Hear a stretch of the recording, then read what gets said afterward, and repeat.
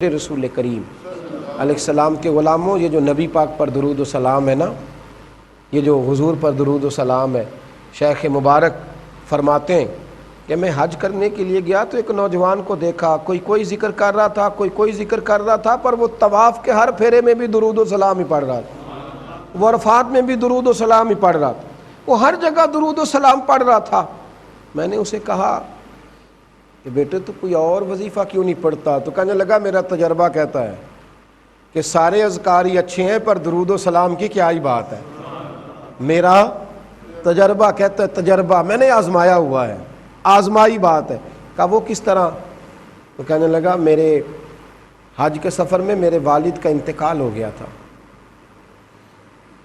اچانک ان کا چہرہ بھی سیاہ ہو گیا، تو لوگ نا گھن کرنے لگے کہ خدا جانے کیا معاملہ ہے کہ انتقال کے بعد چہرہ سیاہ ہو گیا۔ فرماتے ہیں پھر میں نے رات کے اندھیرے میں چاند کو چمکتے دیکھا، خوشبوؤں کو بکھرتے دیکھا، اور فرماتے ہیں کوئی آنے والی ہستی آئی اور انہوں نے آ کر کے نا تو میرے والد کے چہرے سے کپڑا ہٹایا اور پھر دست مبارک پھیرا تو چہرہ 14ویں کے چاند کی طرح روشن ہو گیا۔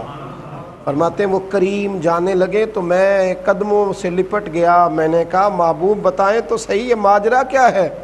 تو محبوب فرمانے لگے میں وہی رسول ہوں جس پر تیرے والد درود و سلام پڑھتے رہے، تو میں آج آیا ہوں، اس نے ہمیشہ درود شریف پڑھا ہے، تو لوگ کہیں یہ نہ سمجھیں کہ یہ گناہگار تھا، چہرہ سیاہ ہو گیا تو میں اس کی پردہ پوشی کرنے آیا ہوں۔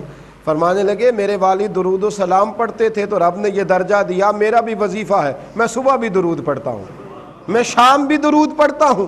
اور حضرت عمر فاروق رضی اللہ تعالیٰ عنہ فرمایا کرتے تھے تیری تو دعا بھی تب قبول ہوگی جب تو نبی پاک پہ درود و سلام پڑھے گا، تیری دعا بھی ترمذی کے لفظ ہے۔ حضرت عمر فرمانے لگے زمین آسمان کے درمیان تیری دعا معلق رہے گی، لٹکی رہے گی جب تک کہ تو میرے نبی پاک پر درود و سلام نہیں پڑھتا۔ حضور کیا کروں؟ فرمایا جب دعا مانگ رہی ہو پہلے اللہ کا ذکر کر، پھر مصطفیٰ کریم پر درود و سلام پڑھ، پھر تو جو دعا مانگے گا رب اپنے فضل سے قبول فرمائے گا، اللہ اپنے فضل سے قبول فرمائے گا۔ میرے نبی کریم علیہ السلام نے درود و سلام کا بتلایا۔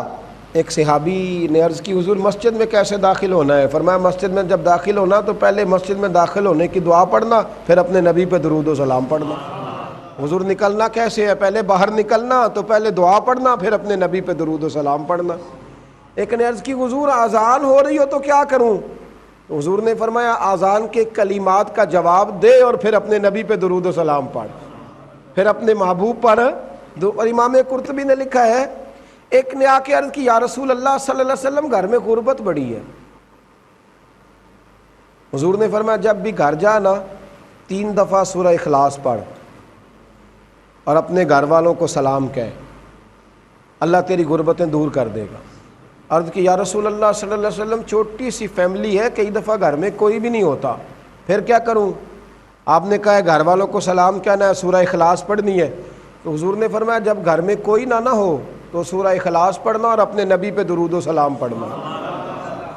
وہ صحابی کہتے ہیں میں نے اتنا عمل پکایا، کچھ مہینوں کے بعد وہ آئے اور عرض کرنے لگے یا رسول اللہ صلی اللہ علیہ وسلم کمال یہ ہے کہ درود و سلام کی برکت سے میں تو امیر ہوا ہی ہوں، میرے پڑوسی بھی امیر ہو گئے، دائیں بائیں والے لوگوں پہ بھی اللہ نے کرم فرمایا۔